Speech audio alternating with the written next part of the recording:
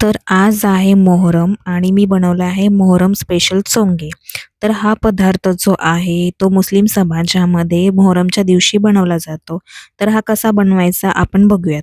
तर त्यासाठी मी घेतलेला आहे गुळाचं पाणी. हे गुळाचं पाणी मी गरम करून पूर्णपणे थंड केलेलं आहे. तर त्याच्यामध्ये टाकायचं आहे 1 चमचाभर वेलची पावडर. त्यासोबत घेतलेलं आहे मी खसखस, तूप गरम करून घेतलेलं आहे आणि खिसलेलं खोबरं घेतलेलं आहे. यासाठी आपण आपल्या चपातीचं पीठ मळलेलं आहे. थोडंसं घट्टसर मळायचं आणि अशी चपाती लाटून घ्यायची जाडसर आणि याच्या याच्या अशा आपण एका चिमटीने असे डिझाइन केल्यासारखं आपण याला करून घ्यायचं. आपल्याला ह्याचे 3 लेयर बनवायचे आहेत. ही जी आहे ही थोडीशी जाड चपाती बनवायची, फोल्ड करायचं नाही ही चपाती बनवताना. आपण असे वेगवेगळे 3 लेयर करणार आहोत याच्यामध्ये. आपण जसे फुलकं बनवतो तसे हे फुलवायचे नाहीत. हे फुलायच्या आधीच आपण तव्यावरून काढून घेणार आहोत. जेणेकरून हे असे आपल्याला डिझाइन करता येईल. तर हे का करायचं?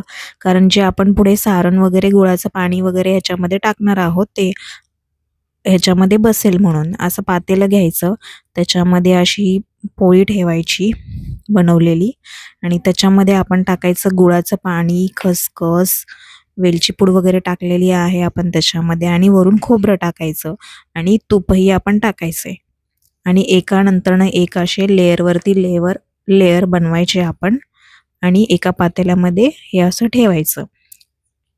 जेव्हा हा पूर्ण पदार्थ बनतो त्यासाठी आपल्याला 2 ते 3 तास हा मुरत ठेवायचा असा हा पदार्थ.